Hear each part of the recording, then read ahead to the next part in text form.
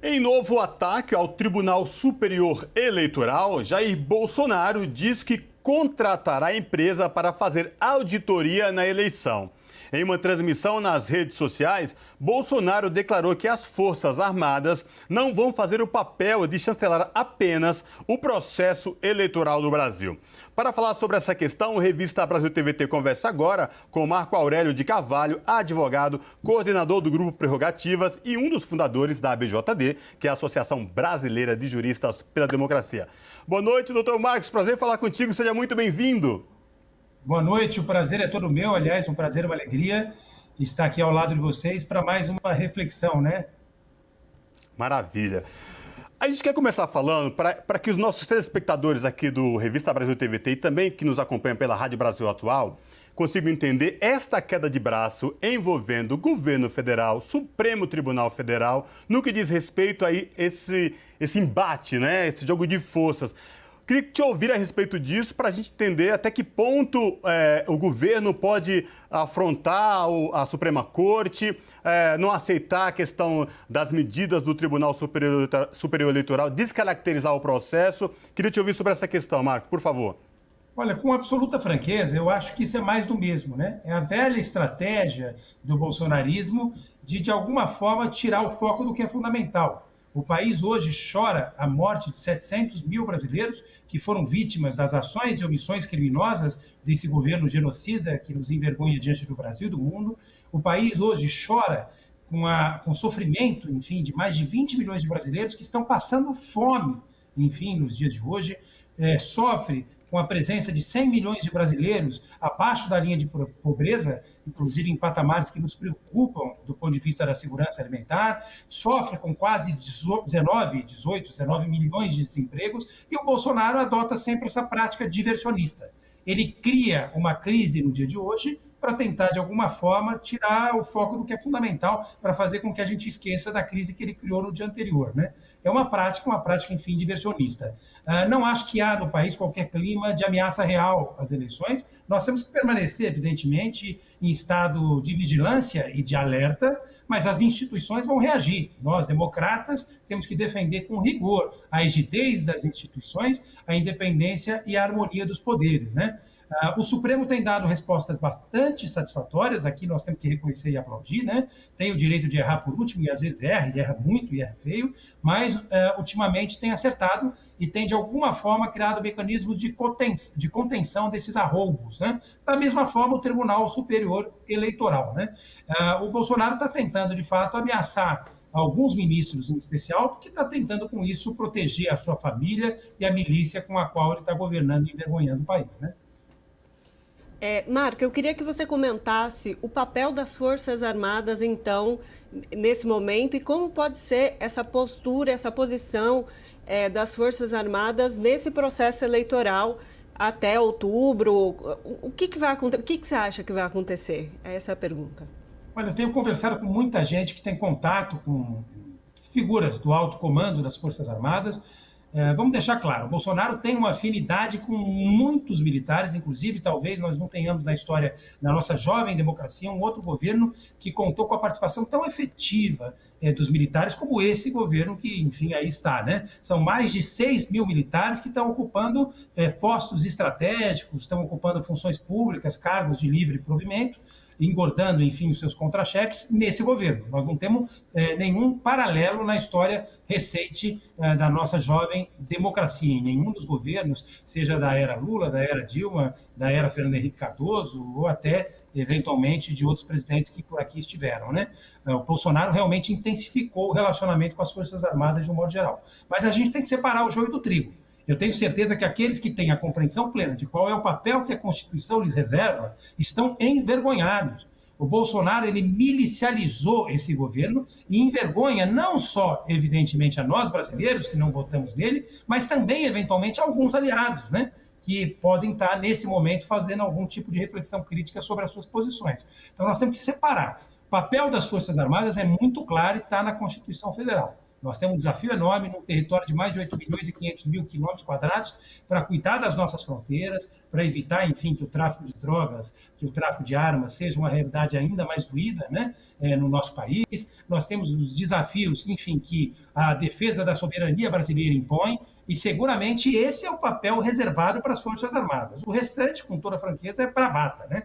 Nós não temos que ter medo de general, de soldadinho de chumbo. O país, na verdade, tem 220 milhões de habitantes, é uma das maiores democracias do mundo e vai resistir. E vai resistir com muito vigor e com muita tranquilidade, né? Então, eu quero só deixar muito claro que o Bolsonaro não tem o apoio que ele está vendendo, né? E, infelizmente, muita gente que está ao lado dele, que compõe as chamadas Forças Armadas, está alinhado com esse tipo de pensamento. Mas eu quero crer que, inclusive, não chega nem a ser maioria dentro das Forças Armadas, que vão voltar a ser respeitadas, como sempre foram nos governos democráticos que por aqui estiveram, como em especial o governo do presidente Lula e também da presidenta Dilma. Nós vamos tratar, não tenho a menor dúvida, com muito respeito às instituições de um modo geral, e não vai ser diferente com as Forças Armadas, né? Vão receber o devido respeito, mas vão ficar dentro dos limites que a Constituição estabelece para o exercício das suas funções.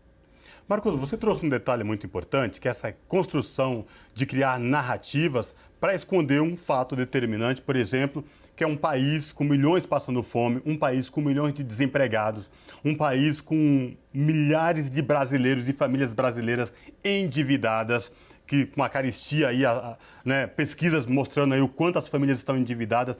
Essa construção de narrativas de Bolsonaro, quando você traz especificamente isso, é para esconder de fato aquilo que o país se tornou, esse abismo, falta de política, de perspectiva da população, de emprego, de trabalho, para gerar essa confusão especificamente, mas no que diz respeito às instituições, você acha que está tudo no caminho certo? O Supremo está aí, quer dizer, as instituições democráticas que zelam pela democracia do país, pelo Estado Democrático de Direito, estão no caminho certo para proteger tudo isso? Olha, nós passamos no país por um processo perverso de ativismo judicial materializado em duas faces de uma mesma moeda, né? Ativismo judicial, de um lado, carrega a judicialização da política e de outro, a politização do judiciário. As nossas instituições foram instrumentalizadas a serviço de interesses políticos e notadamente eleitorais. E estão sendo recorrentemente desprestigiadas. Mas o Supremo Tribunal Federal, que tem um importante papel de zelar pela Constituição, tem sabido, pelo menos, é o que a história tem demonstrado, reacreditar o nosso sistema de justiça e reavaliar essas condutas que a gente tem desde sempre, no Grupo Prerrogativas, denunciado. Então, o Supremo tem acertado. Mas, é claro, nós temos que permanecer, como eu disse no início dessa agradável entrevista, em estado permanente de vigilância e de alerta. Eu não acho que sejam, digamos, ameaças maiores do que são efetivamente, mas nem tampouco são desprezíveis. Nós temos que prestar muita atenção e permanecer de olhos abertos. Mas o Supremo está reagindo. O Tribunal Superior Eleitoral nas eleições de 2022 vai ter a oportunidade histórica de dar a resposta que não deu em 2018. Nós perdemos as eleições de 2018 porque, é claro, um juiz criminoso tirou das eleições aquele que era o franco favorito para vencê-las, o ex-presidente Lula. Nós perdemos as eleições de 2018, é claro, porque, na verdade, o Bolsonaro teve mais votos que nós. Mas nós perdemos as eleições de 2018, muito em especial, por conta da chamada indústria da fake news, que se organizou para propagar no país um número enorme de mentiras contra a candidatura que substituiu o ex-presidente Lula, a candidatura do nosso futuro governador do Estado de São Paulo, pré-candidato ao governo do Estado de São Paulo, que é o queridíssimo ex-ministro Fernando Haddad. Então, nós agora, em 2022, vamos ter a oportunidade histórica de dar um tratamento adequado para a fake news.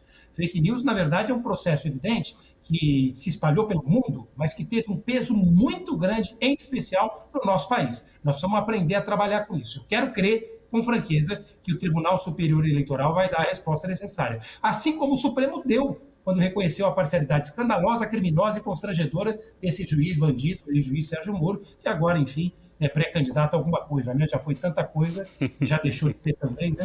Espero que a história lhe reserve o papel que ele merece, enfim, ter, que já teve, né? Essa é que é a grande verdade, enfim. Mas eu acredito que as instituições estão reagindo bem, Agora, há um aparelhamento. Nós precisamos denunciar isso aqui. Nós nunca tivemos, a gente fala em milicialização do governo, mas nós nunca tivemos algumas instituições em especial, Procuradoria-Geral da República, enfim, né, nosso enfim, querido Ministério Público, a própria Polícia Federal, nós nunca tivemos algumas instituições tão instrumentalizadas como, de fato, estão no governo Bolsonaro. Ainda precisamos dar uma resposta para isso.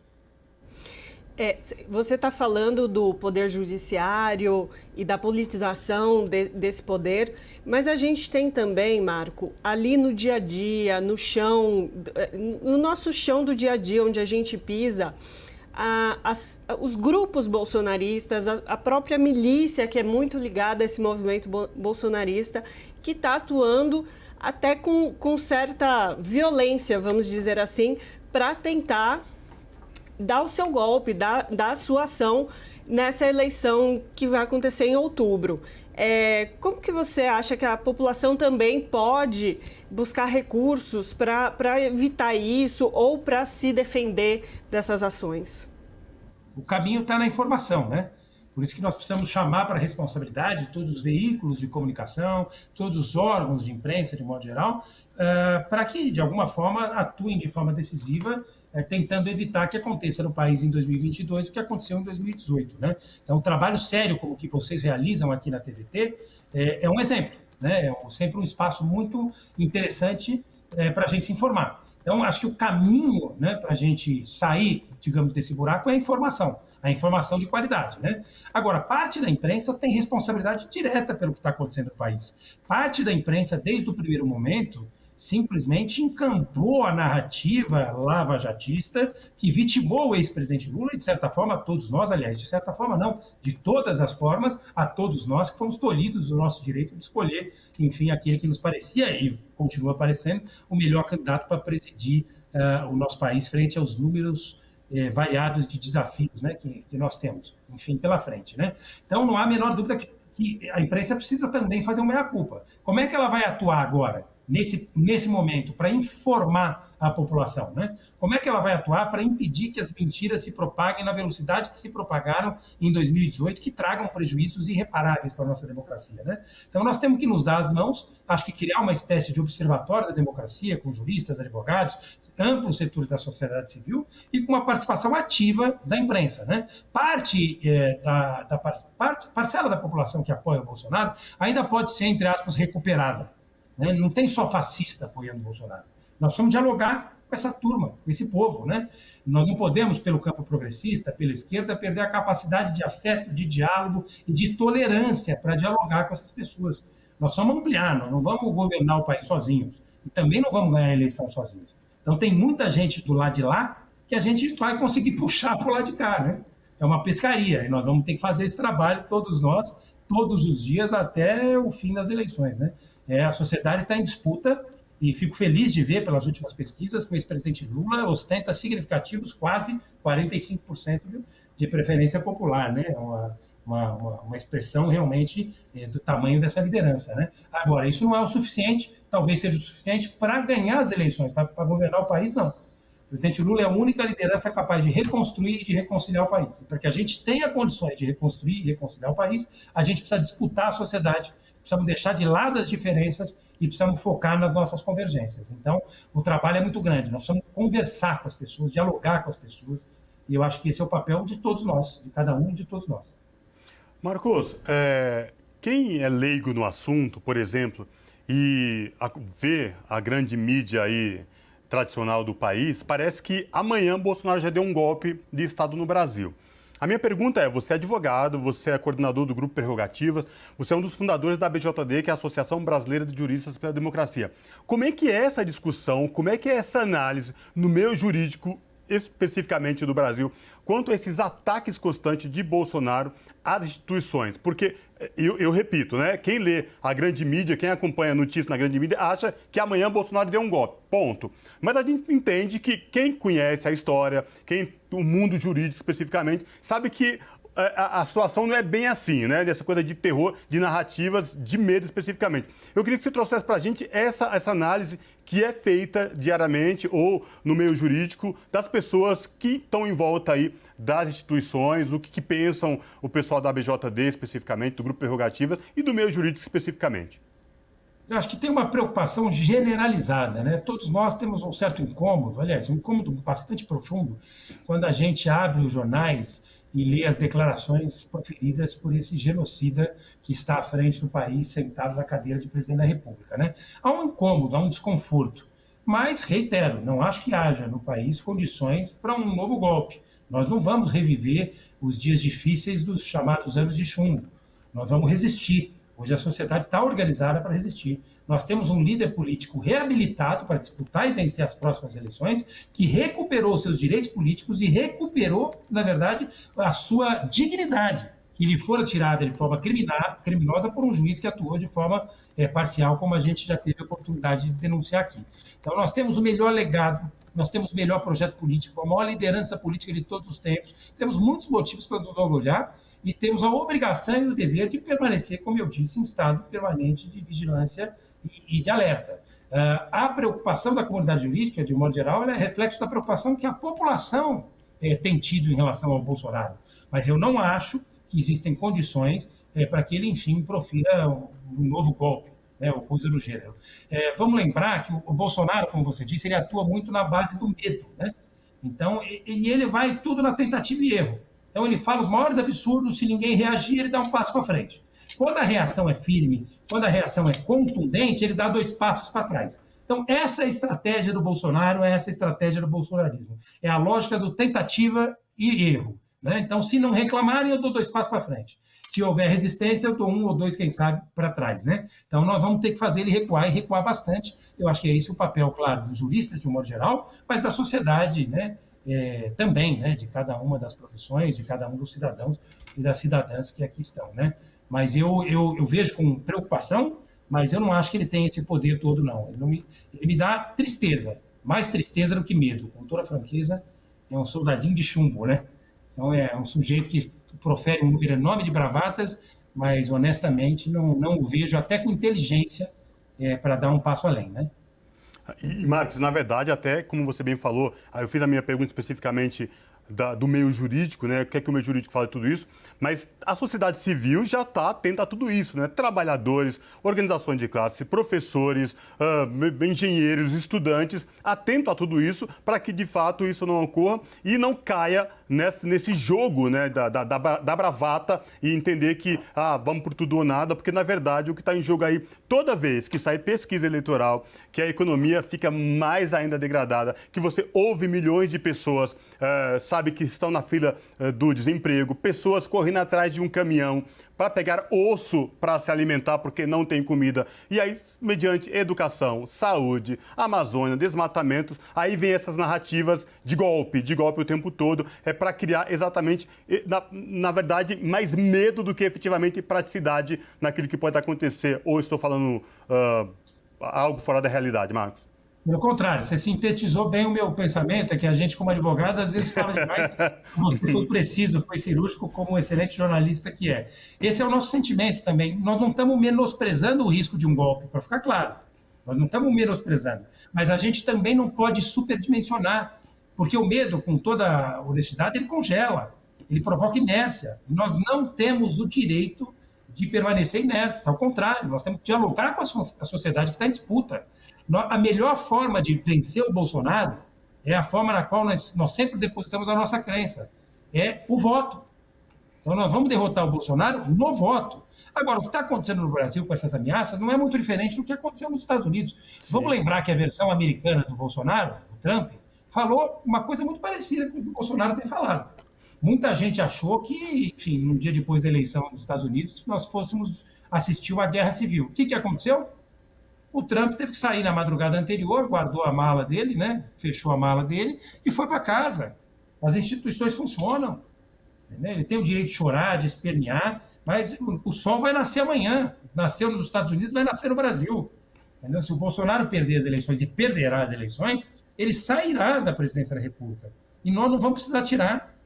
Nós podemos ficar bem tranquilos. Agora, se precisar tirar, é claro que nós vamos ter que nos reunir e vamos buscar mecanismos para fazer isso sempre de uma forma muito gentil e firme, né? Ao mesmo tempo, né? Com certeza. Marco Aurélio de Carvalho, advogado, coordenador do Prerrogativas e fundador da BJD. Muito obrigada, Marco Aurélio, por mais essa participação. E eu que agradeço, é um prazer, uma alegria estar aqui ao lado de vocês. Mais uma vez, quero parabenizar o belíssimo trabalho que vocês têm feito na TVT. Eu tenho o privilégio de assistir sempre um jornalismo dinâmico, muito interessante, instigativo. Realmente, vocês estão de parabéns. Um orgulho para a classe trabalhadora e para a população, de modo geral, ter uma TV com essa qualidade. Abraço, Marcos. Até a próxima. Obrigada.